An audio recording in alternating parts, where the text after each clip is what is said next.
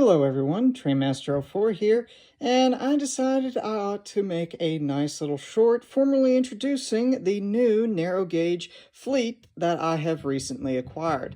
In this case, this is one of the original On30 train sets Bachmann came out with many years ago, well before I was born, and in this case, they produced the Colorado and Southern passenger set and then the Pennsylvania Railroad set. In this case, as you can see, it is the Pennsylvania Railroad set, and it is lightly used, thankfully, and also includes all of the passenger cars as well as the locomotive and tender.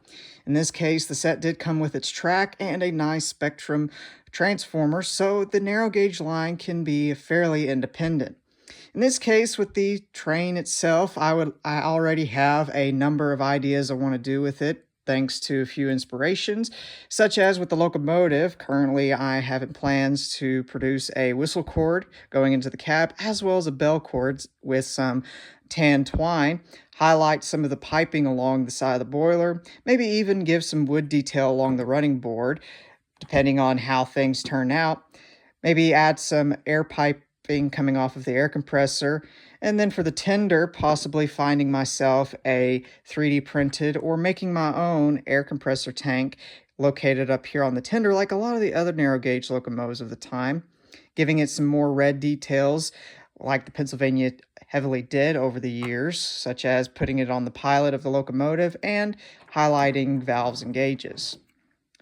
For the cars themselves, definitely will be probably changing out the lighting system so that they have much brighter lighting, adding details inside, especially with this combine car.